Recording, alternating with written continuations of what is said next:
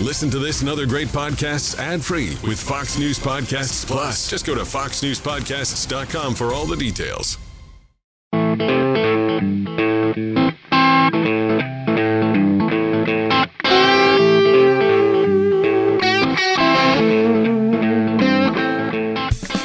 Number 1, you know the saying, the emperor has no clothes? Well, the social media tyrants, the vaccination bullies, have no spine. They are small, little people. Number 2, we are seeding, we are growing a culture of crime. Number 3, I want to believe in the inherent purity of Juneteenth, but the village idiots threaten to hijack the holiday. It's the Will Cain Podcast on Fox News Podcasts. I'm glad you're here. I hope you will also go to wherever you downloaded this podcast, rate, review, subscribe to the Will Cain Podcast at Apple, Spotify, or Fox News Podcasts. Breaking news, show alert. I will be hosting Fox News Primetime starting tonight, Monday, June 21st, Monday through Friday at 7 p.m. Eastern Time. I hope you'll come and listen to me lay out a few of my thoughts throughout the week, subject those thoughts to debate and disagreement, take on the challenge, and hang out and have a little fun with some of my friends. Although I'm one day late, I want to wish so many of my listeners a happy Father's Day that I hope you got to celebrate this past Sunday. Father's Day, like Mother's Day, is an incredibly underrated, incredibly important holiday in this society, in this culture, in our families. I lost my father when I was just 26. And when you lose a father, you lose someone to pick the phone up and call when you need advice. My father had filled me with confidence and risk tolerance and wisdom throughout the years we got to spend together. And without him, suddenly, in a moment's notice, I had no one to dial up, no one obvious when I needed some help figuring out a problem. Luckily for me, I had people in my life that stepped up. I had several very dear friends who I still turn to for career advice, for advice on home ownership, for advice on relationships. My mother remarried some years later, and I was already an adult, so I don't call Luke Motley IV my stepfather, but there is no doubt he's played an important role in my life. My father-in-law, Owen McWhorter, a man of intelligence and love, and even my wife, stepped in to fill the role that you would normally, in most situations, turn to a father. You know, I think about so many of the principles, the philosophies, the ideas that I talk about with you on a show-to-show, episode-to-episode, weekly basis. And I look for one unifying factor. What is it that brings everything together? And in some ways, I think underneath it all, underneath the politics, underneath the culture, underneath the sports, underneath the criticism, somewhere beneath all of those stories lies the idea of what it is to be a man. I don't know how to define that term more eloquently, more specifically, but I do know that to be a man means to live a certain way, to act a certain way. It doesn't mean we all have to think alike. Maybe we don't have to all believe alike, but there are some attributes that I believe have not just been undercut, but openly discouraged as to what it means to be a man. You know by now I have conversational OCD, obsessive compulsive disorder. And as a byproduct of that, I remember all of the things I tell you. I'm going to come back to that. We're going to talk more about, for example, my faith or the Chinese influence on the division, perhaps the Chinese coordination of our division in American society today. But I also want to come back and talk to you more in the future about what it is to be a man, because I think we've lost that. And if we can rediscover the positive attributes of masculinity, rediscover the definition of manhood, we won't solve all of our problems, but we might stumble on one of our solutions. Story number 1. If the emperor has no clothes, the vaccination bullies and the social media tyrants have no spine. In a world, in an industry like sports, full of big human beings doing superhuman things, sports seems to be surrounded by some very small people. I bring you the story of Cole Beasley, a very small wide receiver for the Buffalo Bills. Cole Beasley spent several years with the Dallas Cowboys, and he's a very effective, productive, successful slot receiver now for the Buffalo Bills. Over the past several weeks and months, Cole Beasley on social media has asked questions about the necessity and utility of a healthy human being in their 20s or 30s getting the vaccination for COVID-19. The NFL and the Players Association, the union for players in the NFL, have agreed on certain protocols that say if a player is vaccinated in the 2021 season, he can essentially return to normal. But if you're not vaccinated, you'll have to follow certain protocols. Protocols like daily testing, like wearing a mask around team facilities at all times. That is, when you're allowed to use team facilities, because unvaccinated players will not be able to use the cafeteria, the sauna, and other areas that the rest of the team can begin to enjoy. Unvaccinated players will have travel restrictions when the team goes on road games, and an unvaccinated player will not be able to take place in social media or sponsorship endorsement opportunities.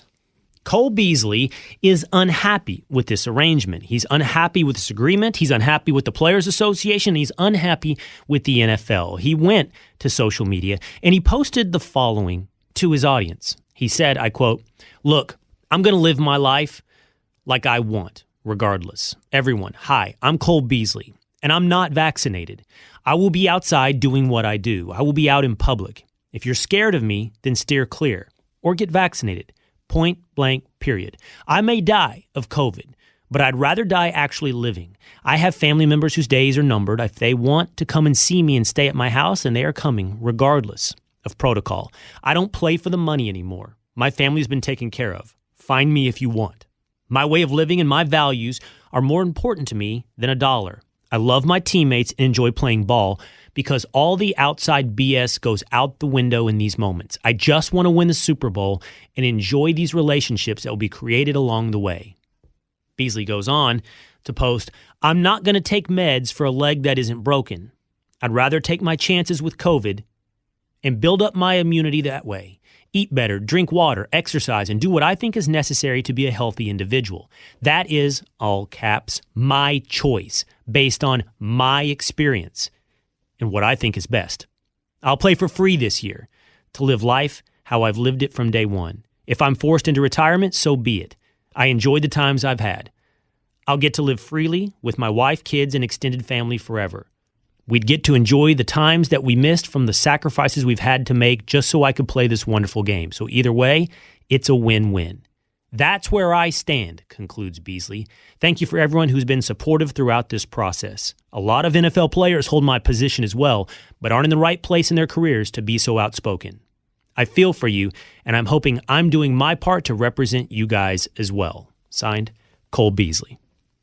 Now, in response to that post, almost every member of sports media, every analyst, every commentator, and every reporter mocked Beasley for his decision and the rationale he laid out for declining the COVID-19 vaccination.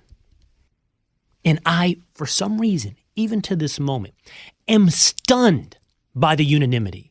I am stunned that an industry seemingly pulling from every geographic location of this country, from an industry that pulls from athlete and non-athlete alike, an industry that pulls from almost every ethnic background, could somehow produce a group of people who not only think in lockstep, but act according to their acceptable groupthink.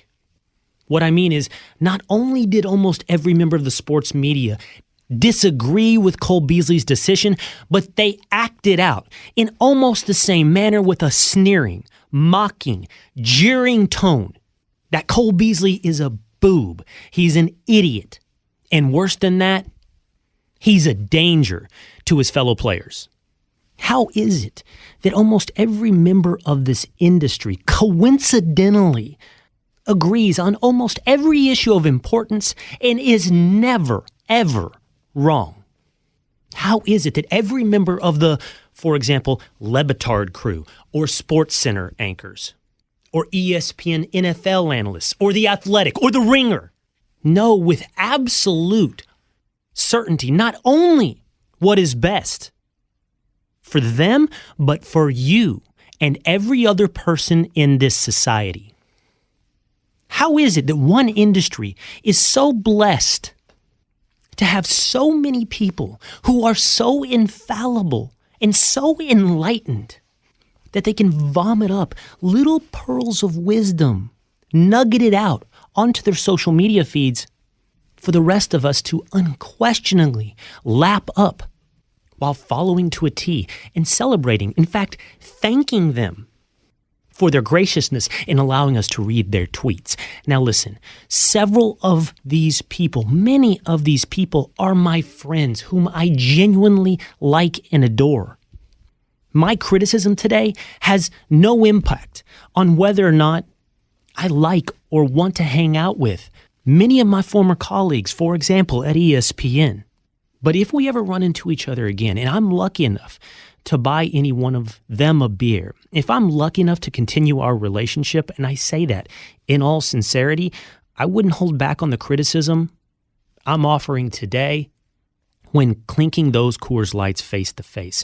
My former industry, the sports media industrial complex, is beholden to groupthink. It is a herd mentality driven by the insecure need to belong. That need to belong is an underrated factor playing a role in every one of our lives. It's not just NFL commentators that want to go along to get along. It's every single one of us. It's not fun to be the black sheep. It's not fun to be a maverick. It's not fun to be ostracized. It takes, quite honestly, real conviction. You know, what made me unique at ESPN wasn't that I declined to be a far-left radical liberal. What made me unique at ESPN was that I was willing to say it out loud. I recently was hanging out with a friend of mine who's involved in the quote-unquote mainstream media industrial complex in the news division, not in the sports division. And he was complaining to me that his industry had become so far left. And he was expressing his desire to find someone who could help pull the conversation back towards the middle.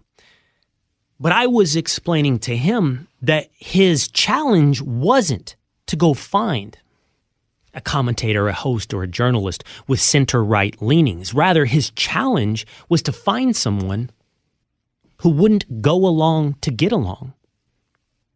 Someone who could resist the social pressure on set, behind the scenes, and within the corporate bureaucracy to fit in, to echo the mooing sentiments of the herd.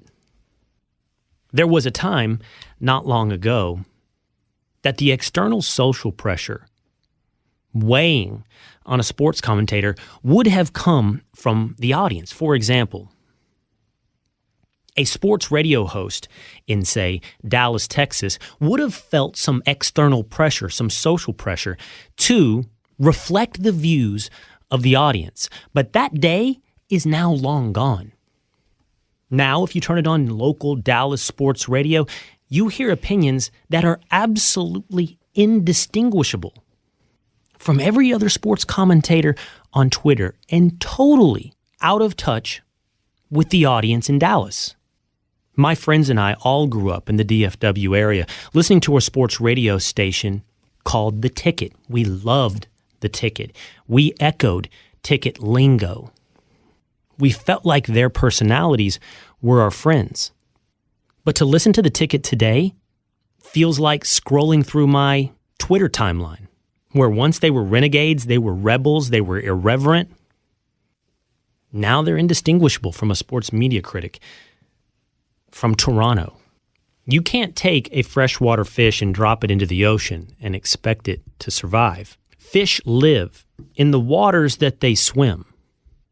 And sports no longer swims with the audience in their local markets. Sports media members swim, quite honestly, on Twitter.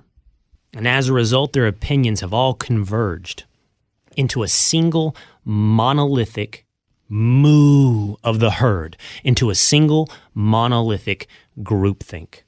And it is wielded, it is pronounced, it is published in the most sneering and condescending tone possible. And that unanimous tone of mockery is what met Cole Beasley. I read Cole Beasley's post as an exercise in independence, as an individual risk-reward analysis as to whether or not he should receive the COVID-19 vaccination. And everyone else in sports media seemed to read it as idiocy. If you read the comments under Cole Beasley's post, both from blue check marks and regular Joes, if you read the retweets and the commentary, what you'll quickly learn is that there is no industry full of smarter people than those that have chosen to analyze a game for a living. I'm telling you, sports analysts are the smartest people in the world. Just ask them. Or better yet, they're going to tell you. They'll tell you exactly the right decisions for your life. You know what smart sounds like, by the way. You know how to smart, if you will. You know the shorthand. Say stuff like this. Beasley, dangerous, anti-vaxxer. Cole Beasley, of course, doesn't believe in science. Was every analogy in Cole Beasley's post, as so many have already pointed out, perfect? Was the analogy of a broken leg needing treatment the same as he analogized to a vaccine protecting you from COVID-19? No. But neither were the analogies of the enlightened Twitter commentators who brought up vaccines like polio, which, by the way, underwent decades of trial and error, decades of experimentation, years of callbacks after people died from faulty polio vaccines before arriving safely on the shelves and safe for universal usage and consumption. Or the analogy of food preparation, hair nets, washing your hands, or the best one yet, seat belts. Because the government mandate to strap on a seatbelt is exactly the same as the employment requirement that everyone take an experimental use drug. Now, the people that wield their quote-unquote intelligence as a weapon seem to have done exactly zero studies on the COVID risk for young, healthy adults. Or even better yet, the risk of hospitalization or death for world-class, physically peak performance athletes. Our very online sports geniuses also seem to have no real grasp of the science as to what a vaccination actually does. There's no understanding that an unvaccinated person is of no risk to a vaccinated person. They also seem to fail to understand their own logical inconsistencies as they go about pointing out that a vaccinated person can still carry and transmit COVID-19, making them essentially the same as the dangers presented by an unvaccinated person. But pay no mind to those logical inconsistencies. Pay no mind to those bad analogies. Intelligence isn't relayed or communicated through words or ideas. You know this by now. It's communicated through tone and fitting in. Say what you say in as much condescension as possible. Tweet what you tweet, dripping in sneering self-reverence. And huddle in like-minded groups, and you too can be seen as smart. All you have to do when anyone questions the conclusions of the herd is yell conspiracy, disinformation, anti-vaxxer. For example, the minute that I dared to step up for Cole Beasley's independent decision, I was met with, "Oh yeah, Will? You won't get the vaccine? Oh yeah, Will? You won't do your societal duty? Oh yeah, Will? You're willing to risk other people's lives? Oh yeah, Will? You're an anti-vaxxer?" And not that I feel the need to answer the call of my critics, and not that I feel the need to paint this as an independent thought, but let me lay this out as an illustration of a rational human being, like many of us out there, like many of you listening, as to how you can avoid falling into the trap of the very online radical groupthink. I myself am vaccinated. I chose to take the COVID-19 vaccination. I chose the J&J shot. I thought about it. I went through my own risk-reward analysis, and I decided to get the vaccine. That was a decision for me. But because I made that decision does not mean, to me, that it needs to be the decision for you. I know, mind-blowing, right? But I don't need my every decision in life to be validated by the lockstep parroting of everyone else around me.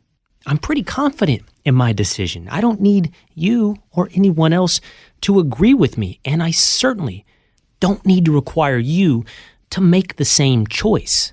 And that, in the end, is what this is all about. It's not pro-science versus anti-science. It's not pro-vaccine versus anti-vaccine. It's not pro-responsibility versus anti-social behavior. It's whether or not we all get to be little mini tyrants. Groupthink and conclusions are not the basis of science. In fact, groupthink and conclusions are the antithesis of science. The idea that there's one magical, medicinal drug out there that is universally appropriate for every single person is not science. The idea that there's one medical, magical drug that's right for every single human being on the planet, that's the antithesis of science. Every single person out there listening has different amounts of risk tolerance. Every single person out there listening has a different health calculation. We're in different age cohorts. We have different BMI. We have different pre-existing conditions. We have differences in our eating habits and our physical shape. Cole Beasley went through this analysis, thinking about his own age, physical shape, existence or non-existence of health threats, and his own questions and hesitancy about the vaccine. It does not make you an anti-vaxxer to notice that this drug is still in an experimental use phase, to notice that the big pharmaceutical companies do not exactly have a sterling track record of either honesty or efficacy. It's not to be an anti-vaxxer to notice that big pharma is, as we speak, engulfed in numerous counts of fraud litigation in regard to several of their drugs. It's not to be an anti-vaxxer to notice that big pharma has complete liability protection on the COVID-19 vaccine. It's not to be an anti-science, anti-social, anti-vaxxer to arrive at a personal decision that is different from you or me. Someone who has chosen to take the coronavirus vaccine. Cole Beasley isn't the only person to go through this risk-reward analysis. Many of you out there listening have gone through the same cost-benefit thought process. I'm going through the same risk-reward analysis when it comes to giving the vaccine to my children. Now, what differentiates you or me or Cole Beasley from the herd mentality of the sports commentariat isn't our devotion to science. It's our devotion to mocking people who dare to stray from the herd. When I pointed this out on social media, one of my former ESPN colleagues, his name doesn't need or deserve mention, of course, ridiculed me and said, "We know what game you're playing, Will."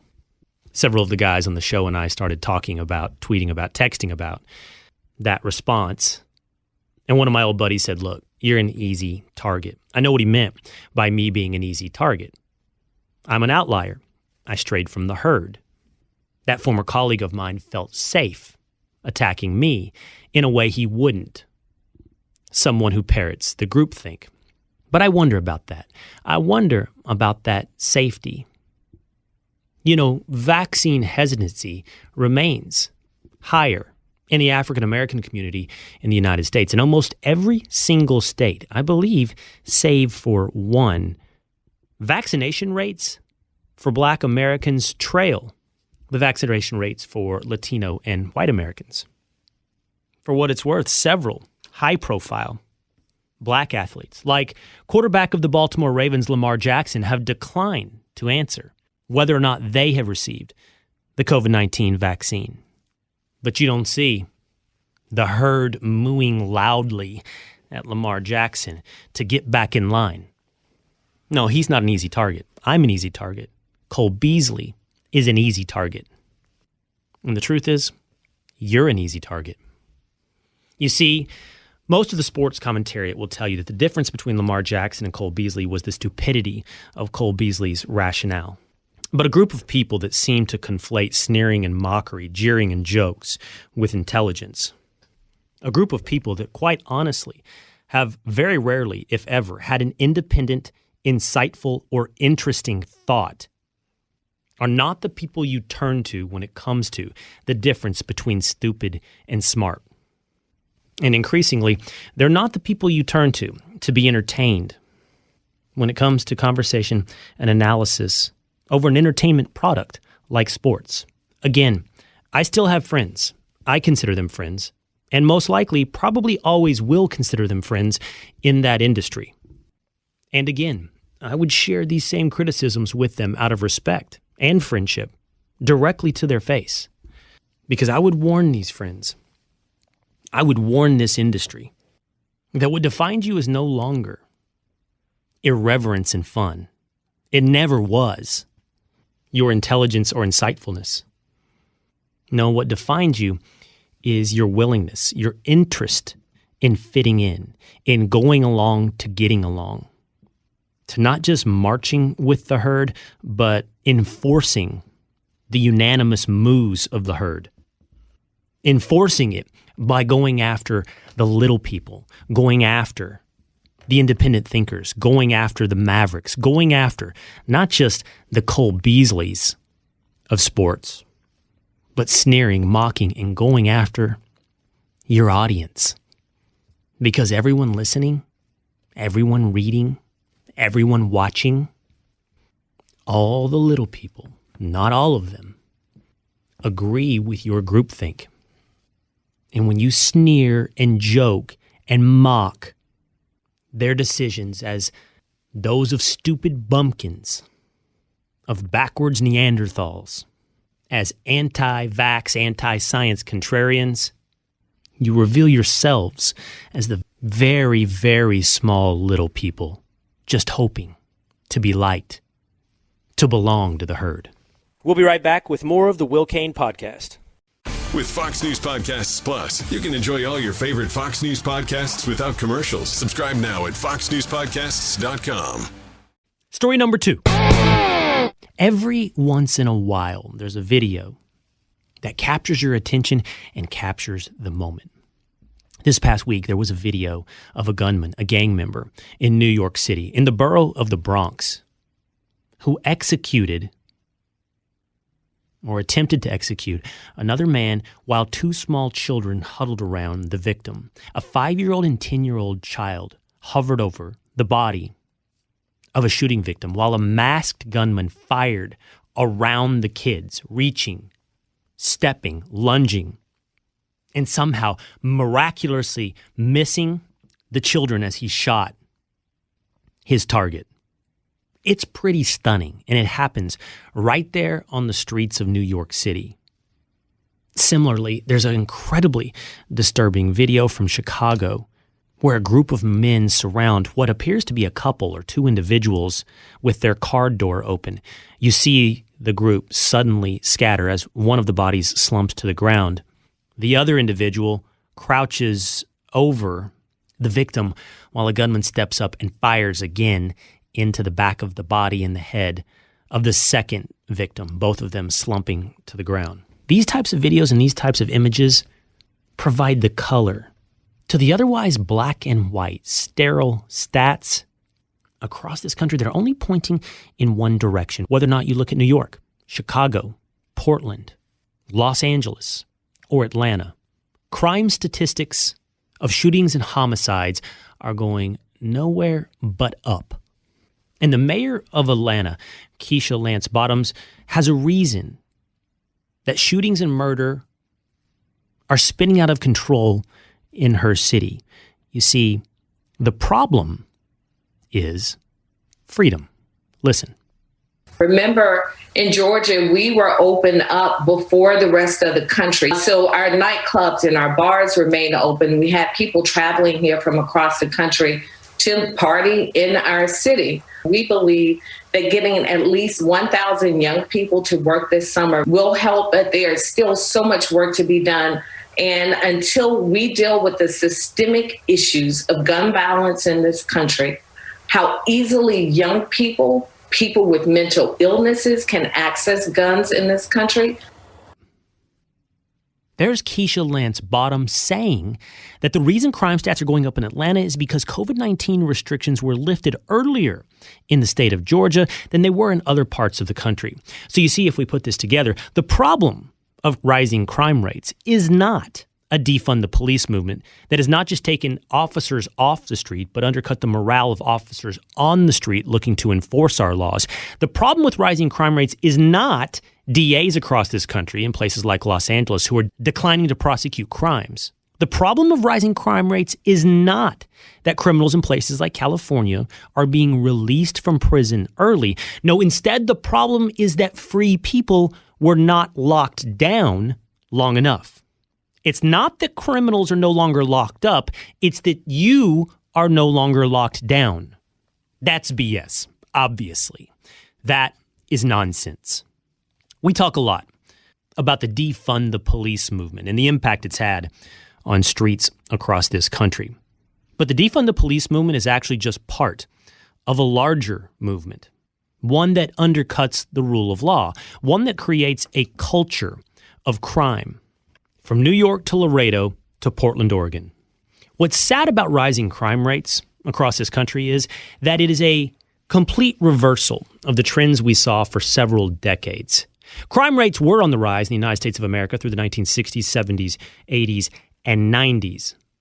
You had the crack epidemic, gang violence, and even serial killers peak throughout the 1980s and into the early 1990s. But in the 1990s, police departments, starting with Bill Bratton in Boston, and then with Rudy Giuliani in New York City, adopt the idea of the broken windows philosophy.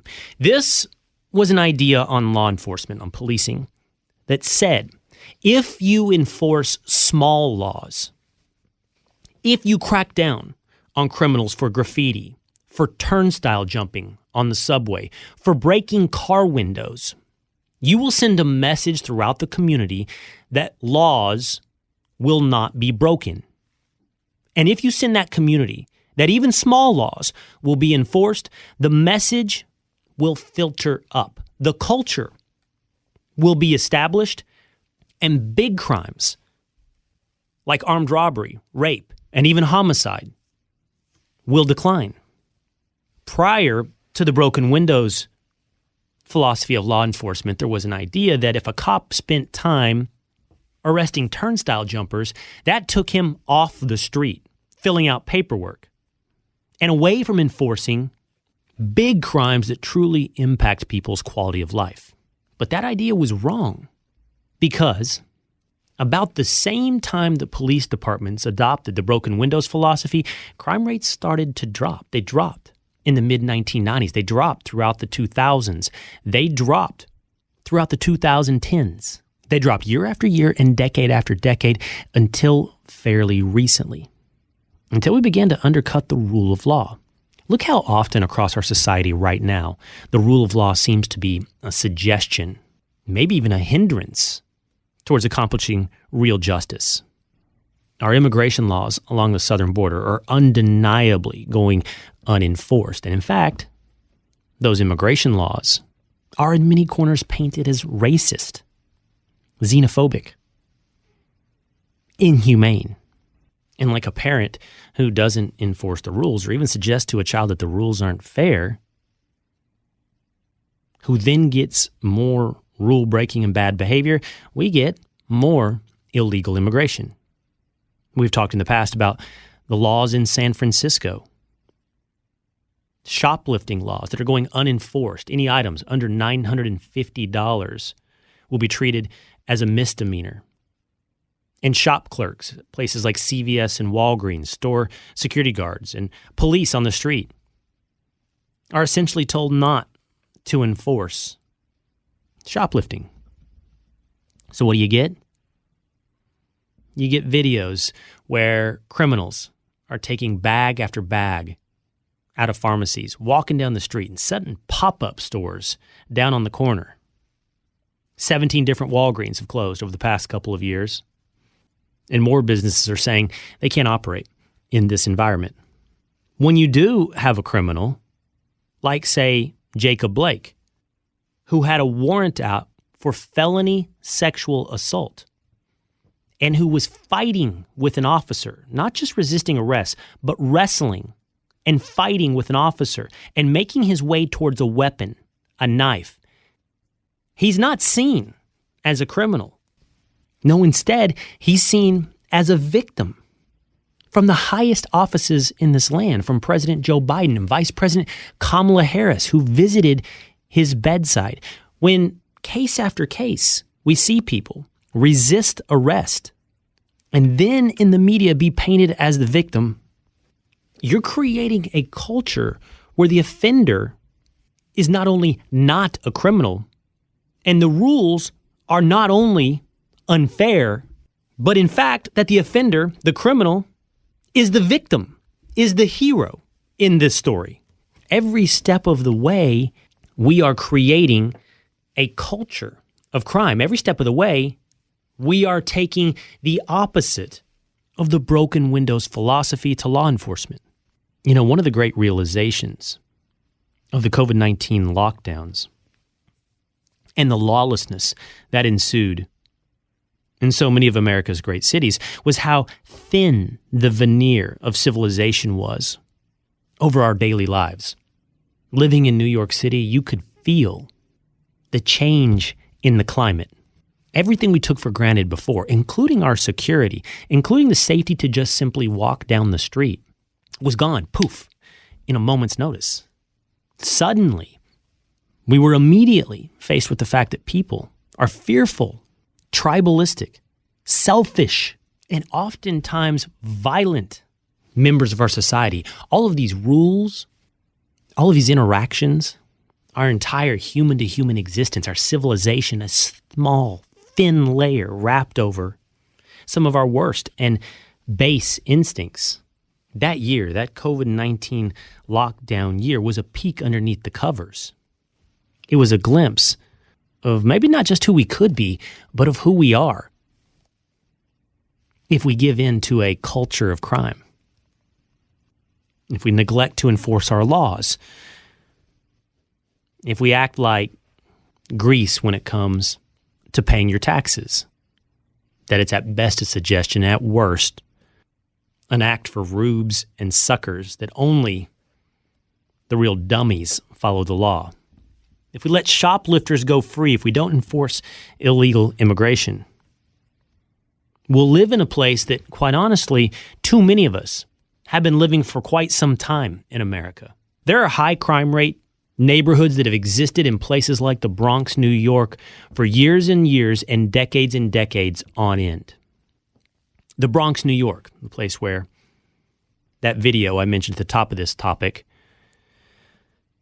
of two young kids narrowly missing bullets as one gunman attempts to execute another.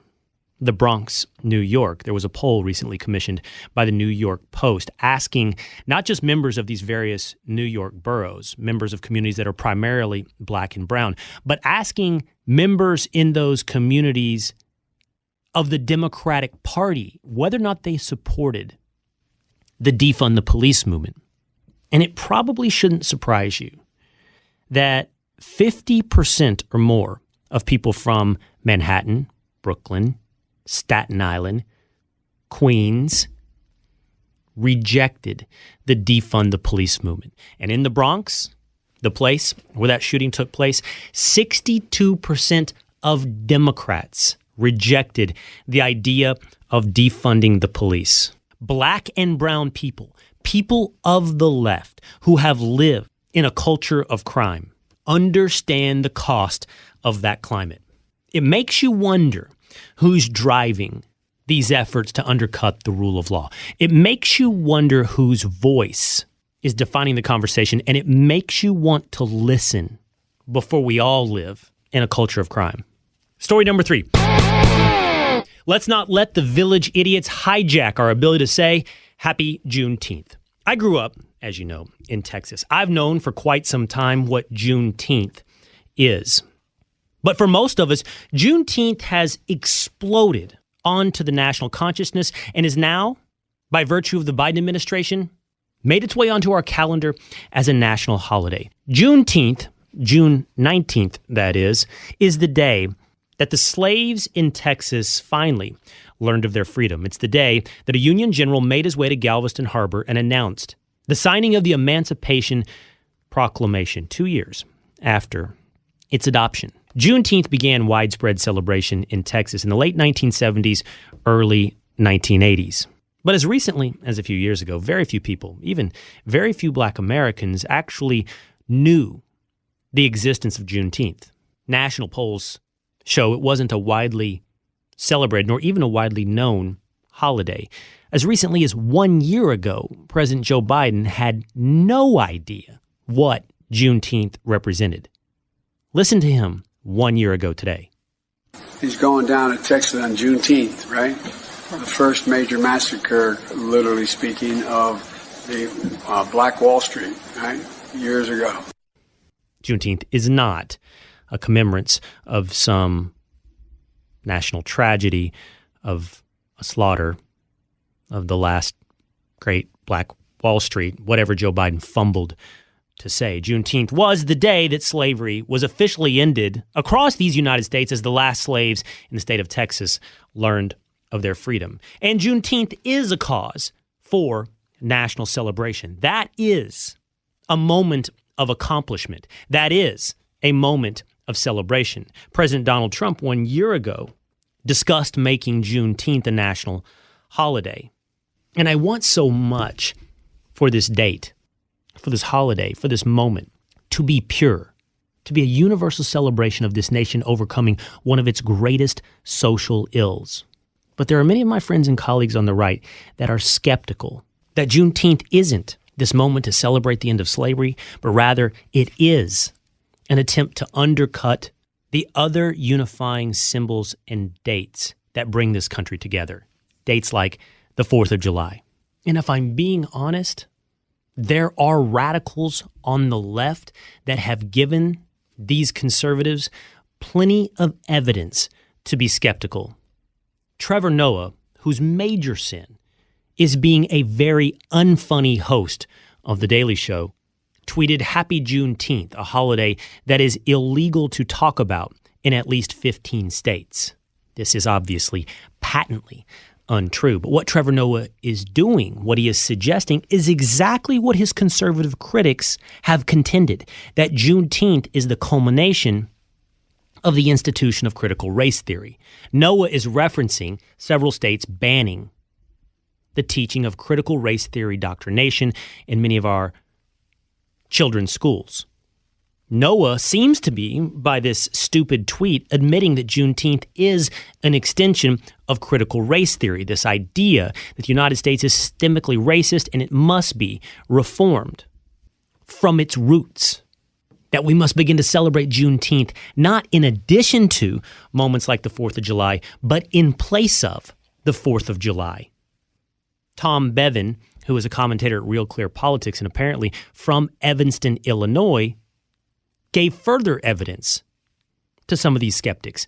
He said that Evanston, Illinois would be celebrated and had allowed parades for Pride Month and for Juneteenth, but had canceled celebrations, fireworks shows, and a parade for the 4th of July.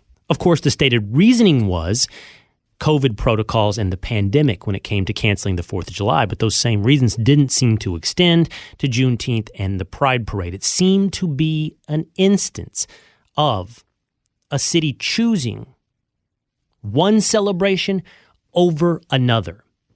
And then, as if to provide the cherry on top of evidence for these skeptics, singer Macy Gray, you remember Macy Gray, she sang at least one hit, I Try. Remember that song? I try to say goodbye and I choke. Try to walk away and I stumble. Macy Gray wrote an op-ed on Juneteenth, and in that op-ed she said that we needed to do away with Old Glory. We needed to do away with the American flag, that like the Confederate flag, the American flag had come to represent oppression and racism, that we needed to adopt a new flag. And she gave an example. She showed a flag with 52 stars representing the addition of Puerto Rico and Washington, D.C. And those stars were black, brown, and white, representing all the different skin tones that I guess she could imagine existing in this country. Now, obviously, this is not only moronic, it's racist. It doesn't seem like that's something we should have to point out. But how unforgivably racist is it that the idea of inclusion requires us to distill each other down to our skin color and symbolically represent us in our national flag by black, brown, and white stars. And I don't have to point out to you that that is an inherently exclusionary act. You can come up with any number of races, ethnicities, gender choices, sexuality that wouldn't be represented by the colored stars Macy Gray chose. I give you the pride flag and its ever-expanding number of stripes.